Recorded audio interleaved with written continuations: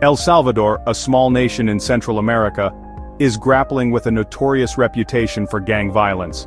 In response to this challenge, the government has taken drastic measures, including the construction of the Centro de Confinamiento del Terrorismo, or CECOT. This mega-prison, located in Tecoluca, stands as a stark symbol of El Salvador's unwavering commitment to combating organized crime. CECOT, inaugurated in early 2023, is not just another correctional facility, it is a fortress of confinement designed to house the nation's most hardened criminals.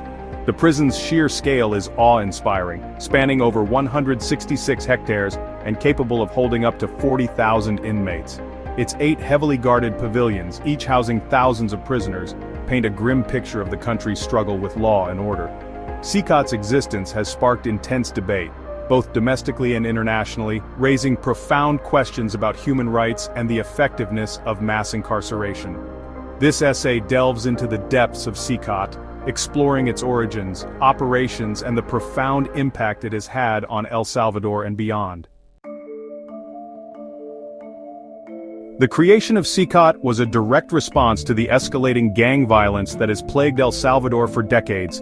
Gangs like MS-13 and Barrio 18 have wreaked havoc on the nation, engaging in extortion, murder, and drug trafficking. These criminal organizations have infiltrated every facet of Salvadoran society, instilling fear and undermining the rule of law. In March 2022, President Nayib Bukele declared a state of emergency, granting the government sweeping powers to crack down on gang activity. This marked the beginning of a nationwide campaign that would see tens of thousands of suspected gang members arrested and incarcerated. The existing prison system, already overcrowded and ill-equipped, was quickly overwhelmed. The need for a new, larger facility became apparent, leading to the construction of CECOT. Bukele envisioned CECOT as a symbol of his administration's unwavering commitment to restoring order. He vowed that it would be a place where criminals would face the full force of the law. CECOT operates under a strict regime of isolation and control. Inmates are subjected to severe restrictions, designed to minimize their contact with the outside world and prevent further criminal activity. Upon arrival, prisoners are stripped of their personal belongings, including books, letters, and any other items deemed contraband. They are issued uniforms and assigned to cramped cells, each holding 65 to 70 inmates. The cells are sparsely furnished with only metal bunks, an open toilet, and a basin. Natural light and fresh air are scarce commodities within the prison walls. Inmates are allowed only 2 hours a week outside their cells, spent in a small concrete enclosure. Visitation rights are virtually non-existent, denying prisoners any meaningful contact with loved ones. Educational programs, vocational training, and other rehabilitative initiatives are also absent, further diminishing the inmates' prospects for reintegration into society. Life inside CECOT is one of monotony, isolation, and despair.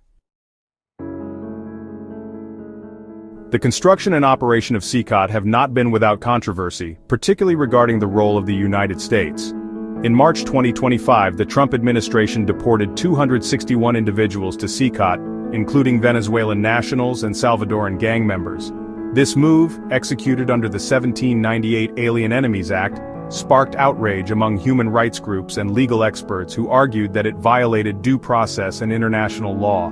The deportation of the Venezuelan nationals was particularly contentious, as many had no criminal convictions in the U.S. The U.S. government, under a 1-year renewable contract with El Salvador, agreed to pay $6 million for the right to deport individuals to CECOT. This agreement raised concerns about the outsourcing of justice and the potential for human rights abuses.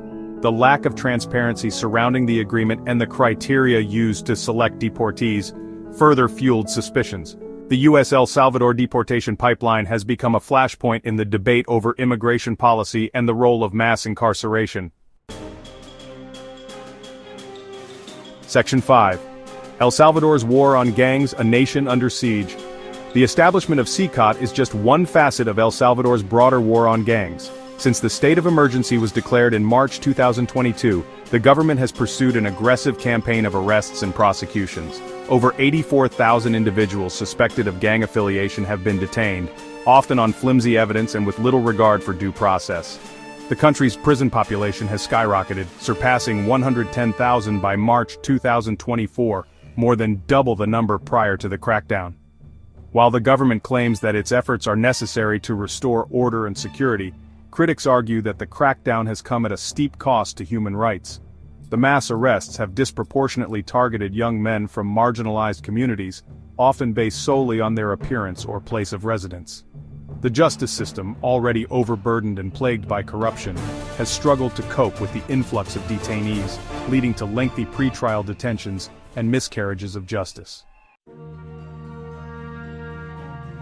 Section 6. A chorus of condemnation: human rights under scrutiny. The human rights situation inside El Salvador's prisons, including CECOT, has drawn widespread condemnation from international organizations and human rights groups. Reports from organizations like Cristosol and the Inter-American Commission on Human Rights paint a grim picture of overcrowding, inadequate medical care, and rampant abuse. Inmates at CECOT are subjected to inhumane living conditions, with limited access to basic necessities such as food, water, and sanitation. The severe overcrowding, with each inmate having less than 1 square meter of personal space, has exacerbated the spread of diseases. Reports of torture, extrajudicial killings, and disappearances within the prison system have also surfaced, raising grave concerns about the government's commitment to upholding the rule of law. The lack of independent oversight and accountability mechanisms has created an environment of impunity, allowing abuses to continue unchecked. The international community has called on El Salvador to address these human rights violations, urging the government to ensure that all detainees are treated with dignity and afforded due process.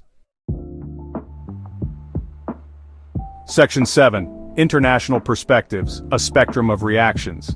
The international community's response to CECOT has been mixed, reflecting the complex and often conflicting perspectives on security versus human rights. Some countries, particularly those grappling with their own challenges related to organized crime, have expressed support for El Salvador's hardline approach. Argentina's Security Minister, Patricia Bullrich, for example, praised CECOT as a model for other nations to follow, arguing that drastic measures are necessary to combat the threat posed by powerful criminal organizations. However, many other nations and international organizations have condemned CECOT as a symbol of authoritarianism and human rights abuses. The European Union, for instance, has expressed deep concern about the situation in El Salvador, calling for an end to the state of emergency and a return to the rule of law. The United Nations has also urged El Salvador to uphold its international human rights obligations, emphasizing the importance of due process, fair trial guarantees, and humane treatment of detainees. Section 8. Security versus human rights: a delicate balancing act. The debate over CECOT and El Salvador's broader war on gangs highlights the complex and often contentious relationship between security and human rights. On the one hand, governments have a legitimate obligation to protect their citizens from violence and crime.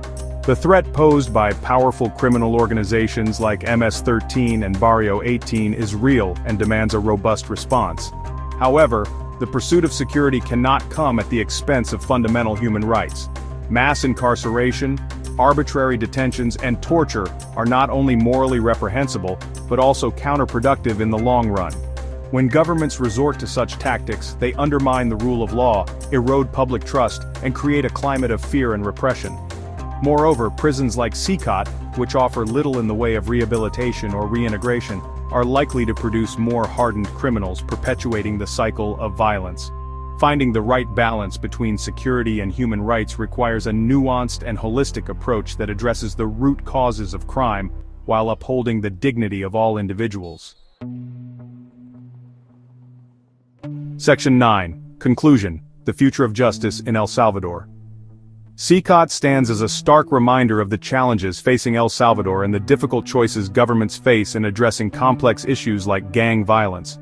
While the prison may provide a temporary sense of security, it is not a sustainable solution in the long run. The human rights violations, the lack of due process, and the absence of rehabilitation efforts raise serious concerns about the future of justice in El Salvador. Addressing the root causes of gang violence, such as poverty, inequality, and lack of opportunity, is crucial for breaking the cycle of violence. Investing in education, job creation, and social programs that provide alternatives to gang life is essential. Moreover, strengthening the rule of law, reforming the justice system, and ensuring accountability for human rights abuses are paramount for building a more just and equitable society. The future of El Salvador depends on finding a path that prioritizes both security and human rights, recognizing that true and lasting peace can only be achieved through justice and respect for the dignity of all individuals. For more videos from your daily dose of stories, please like, share, and subscribe.